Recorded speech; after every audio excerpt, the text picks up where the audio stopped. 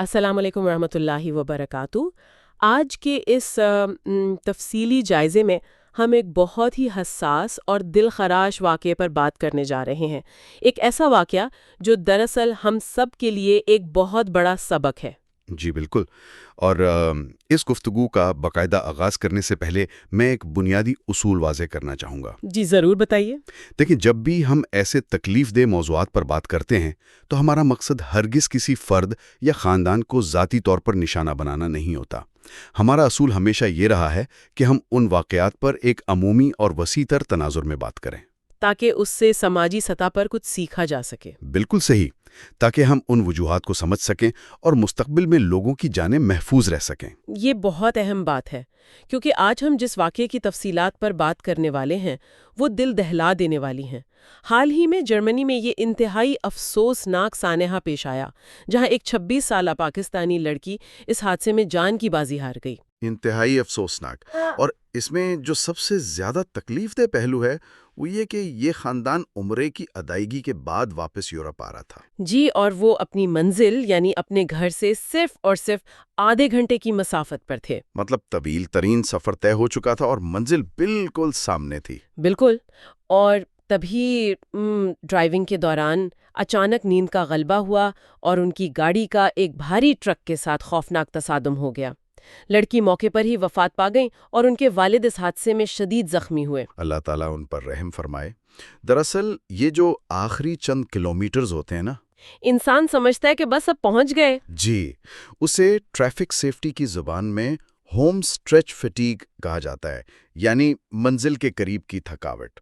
ہوتا یہ ہے کہ جب انسان طویل سفر کر رہا ہوتا ہے تو اس کے جسم میں ایڈرینلن نامی ہارمون خارج ہوتا ہے جو ہمیں چوکنا رکھتا ہے۔ بالکل، لیکن جیسے ہی انسان اپنے جانے پہچانے علاقے میں داخل ہوتا ہے یا منزل قریب آتی ہے تو دماغ کو لگتا ہے کہ خطرہ ٹل گیا ہے اور اب ہم محفوظ ہیں، اور وہ ہارمون گر جاتا ہے۔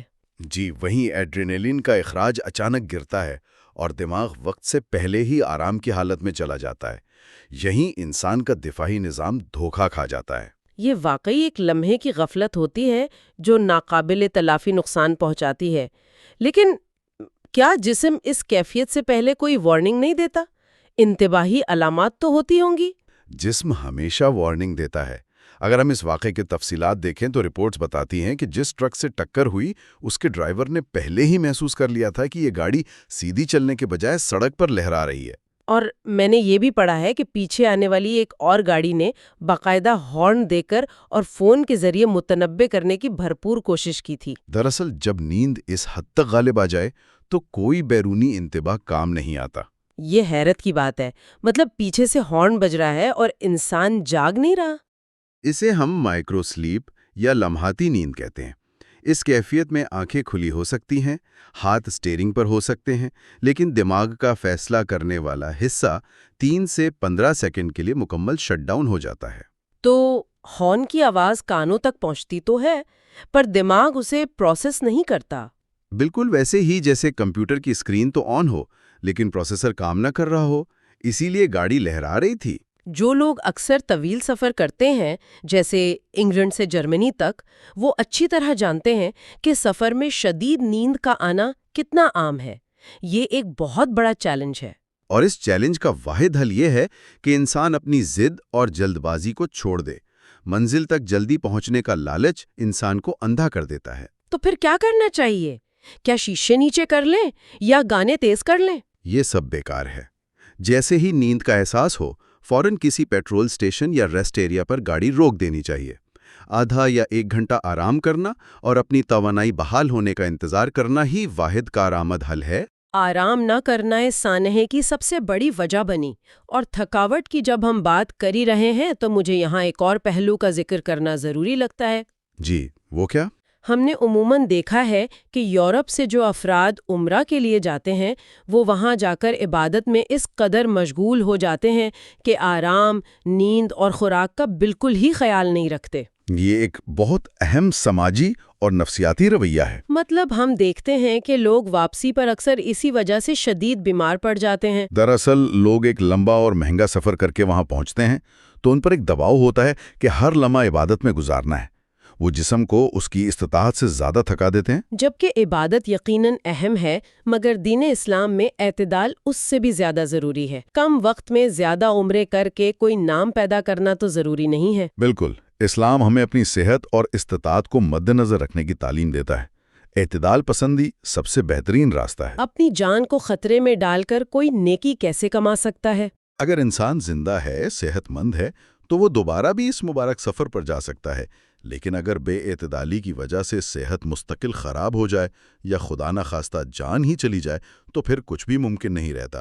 زندگی اور صحت اللہ کی بہت بڑی نعمتیں ہیں۔ اور انہی نعمتوں کی حفاظت کے لیے سفر کی عملی منصوبہ بندی بھی بہت معنی رکھتی ہے۔ صحیح کہہ رہی ہیں آپ۔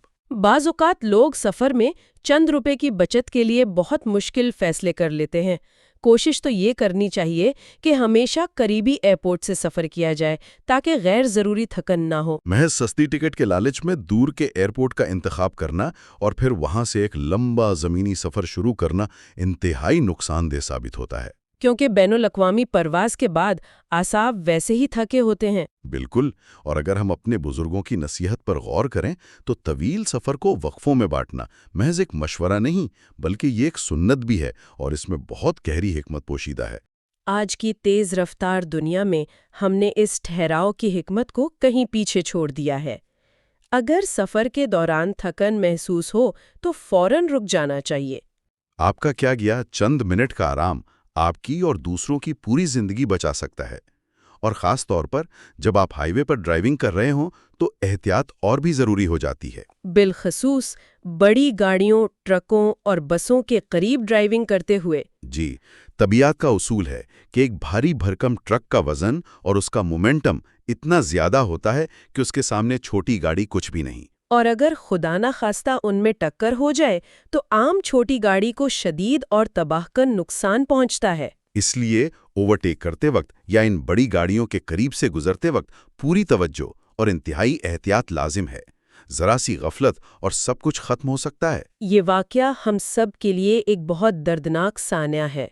ایک جوان بیٹی کی جان چلی گئی اور ایک ہنستا بستا خاندان اجڑ گیا۔ ہماری دلی دعائیں ان کے ساتھ ہیں۔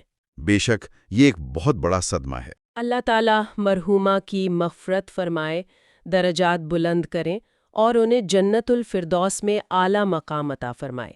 لواحقین کو یہ صدمہ برداشت کرنے کا صبر جمیل دے، اور جو زخمی ہیں انہیں مکمل اور جلد صحت عطا فرمائے۔ آمین ثم آمین۔